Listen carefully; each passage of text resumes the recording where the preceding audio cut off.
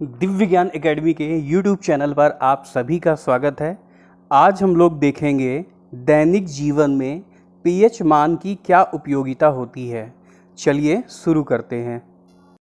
दैनिक जीवन में पीएच मान की उपयोगिता में सबसे पहला पॉइंट हम लोग देखेंगे कि मानव और जंतु जगत में पीएच मान की क्या उपयोगिता है। सेकेंड पॉइंट हम लोग देखेंगे कि मानव पाचन तंत्र में पीएच मान की क्या उपयोगिता होती है।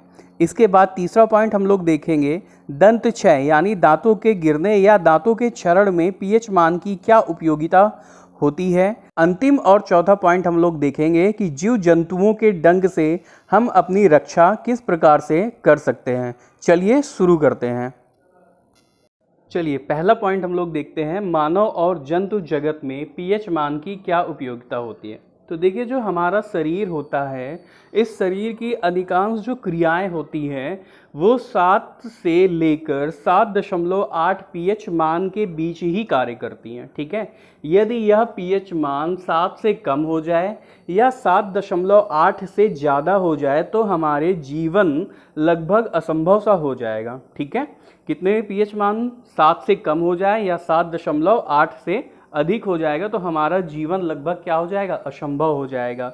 मुंह में बनने वाली लार या हमारा ब्लड या आँख से निकलने वाला जो आंसू होता है, इनका पीएच मान लगभग 7.4 होता है। ठीक है, देखिए दूसरे पॉइंट में जो आपका चित्र बना हुआ है, इसमें एक तालाब है और तालाब के पानी का वाष्पीकरण होता है, जिससे जो जल है वो वाष्प के रूप में H2O के रूप में ऊपर बादल बन के दिखाई दे रहा है। ठीक है, नाइट्रोजन गैस या सल्फर डाइऑक्साइड गैस जब इस H2O यानी जल से रिएक्ट करती है तो आपका H2SO4 बनता है, साथ में नाइट्रिक अम्ल बन जाता है। ठीक है, सल्फ्यूरिक अम्ल और नाइट्रिक अम्ल बनता है। ये जल के साथ मिक्स होकर मिलकर वर्षा के रूप में पृथ्वी पर आता है। ठीक है, वर्षा के रूप में आने पर क्या होता है, इसे ही अम्लीय वर्षा कहते हैं। ठीक है, अब देखिए क्या लिखा हुआ है, वर्षा के जल का जो पीएच मान होता है वो क्या होता है, 7 होता है। जब ये अम्ल जब ये जल से अभिक्रिया करके बारिश करते हैं तो जो जल होता है उसका पीएच मान 7 से क्या हो जाता है, कम हो जाता है। यानी जब ये पीएच मान 7 से घटकर 5.6 हो जाता है तब इसे अम्लीय वर्षा कहते हैं। ठीक है, अम्लीय वर्षा के कारण बहुत सारी हानियां होती हैं, जिसमें से धातुएं हो गई, संगमरमर हो गया, इनका क्षरण स्टार्ट हो जाता है। ठीक है, इनका क्या होने लगता है, संक्षारण शुरू हो जाता है, फसलें भी नष्ट हो जाती हैं। और ये अम्लीय वर्षा जब नदियों के पानी में मिलता है तो नदी का जो पीएच होता है वो भी क्या हो जाता है, कम हो जाता है, जिससे नदी पे रहने वाले जो जलीय जीव होते हैं उनके जीवन में भी संकट उत्पन्न होता है। अगला पॉइंट हम लोग देखेंगे पाचन तंत्र। देखिए, जो मनुष्य का पाचन तंत्र होता है उसमें आपको पता है कि हमारे पेट में कौन सा अम्ल होता है, HCl अम्ल होता है। ठीक है, और ये क्या करता है, ये हमारे भोजन के पाचन में सहायक होता है और हमें किसी भी प्रकार की हानि भी नहीं पहुंचाता। तो ये जो HCl अम्ल होता है इसका जो पीएच मान होता है वो 1.2 होता है। ठीक है, जो हमारे पेट में HCl होता है, HCl मतलब हाइड्रोक्लोरिक अम्ल, इसका पीएच मान 1.2 होता है।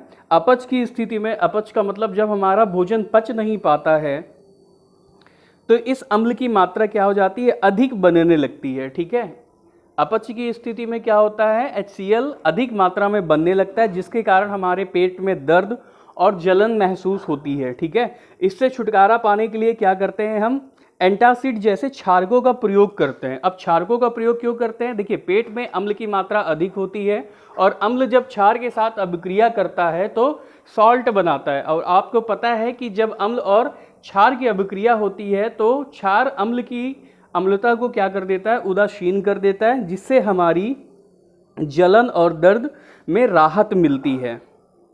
चलिए अगला पॉइंट हम लोग देखते हैं, दंत क्षय आदि दांतों का क्षरण किस प्रकार से होता है। देखिए, जो हमारे दांत होते हैं वो कैल्शियम फास्फेट से बने होते हैं और ये जो दांत होते हैं ये शरीर का सबसे कठोर पदार्थ होता है। ठीक है, मुंह में क्या होता है, मुंह में कई प्रकार के जीवाणु, अवशिष्ट, शर्करा और खाद्य पदार्थों के निम्नीकरण से अम्ल उत्पन्न होते रहते हैं। ठीक है, जैसे रात में हम लोग खाना खा के सो जाते हैं तो क्या होता है, कुछ बैक्टीरिया होते हैं, अवशिष्ट शर्करा या खाद्य पदार्थों के कुछ कण होते हैं, ये आपस में क्या होते हैं, अभिक्रिया करते हैं, जिससे अम्ल बनता है। अम्ल बनने से क्या होता है, हमारे जो मुंह है उसका पीएच मान क्या हो जाता है, 5.5 से कम हो जाता है। ठीक है, 5.5 से कम होने के कारण क्या होने लगते हैं, हमारे दांतों का क्षरण होने लगता है, यानी हमारे दांत धीरे धीरे से कमज़ोर होने लगते हैं। इसलिए हम लोग क्या करते हैं, हम लोग क्षारक युक्त यानी क्षारक युक्त पेप्सोडेंट या कोलगेट या जैसे दंत मंजनों का प्रयोग करते हैं, जिससे हमारे जो मुंह का पीएच मान 5.5 से कम नहीं हो पाता, जिससे हमारे दांत लंबे समय तक अच्छे बने रहते हैं। ठीक है, अगला पॉइंट हम लोग देखेंगे, जीव जंतुओं के डंक से हम किस प्रकार से अपनी रक्षा कर सकते हैं। तो देखिए, कभी कभी क्या होता है, जब ये जीव जंतु डंक मार देते हैं तो वे हमारे शरीर में विशेष प्रकार के अम्ल छोड़ देते हैं। ठीक है, इससे क्या होता है कि हमारे शरीर में जलन या दर्द हमको महसूस होता है। जैसे देखिए, मधुमक्खी और चींटी जब हमें काटती हैं तो ये अपने डंक के साथ हमारे शरीर में मेथेनोइक अम्ल छोड़ देती है। तो जिस भी स्थान पे ये काटते हैं उस स्थान पे हमें दर्द या जलन महसूस होती है। अब मेथेनोइक क्या है, एक प्रकार का अम्ल है, और इससे बचाव करने के लिए हमें क्या करना पड़ता है, दुर्बल क्षारक का यूज करना पड़ता है। ठीक है, दुर्बल क्षारक क्या करता है, अम्ल की अम्लता को कम करके उदासीन कर देता है, जिसकी वजह से हमें दर्द या जलन में आराम मिलता है। अब देखिए, पीली वाली ततैया आपने देखी ही होगी, इसके डंक में एक क्षारीय द्रव पाया जाता है। जब ये हमारे शरीर में काटती है या डंक मारती है तो डंक के माध्यम से ये क्षारीय द्रव हमारे शरीर में चला जाता है, जिसके कारण हमें बहुत ही ज़्यादा दर्द और सूजन देखने को मिलती है।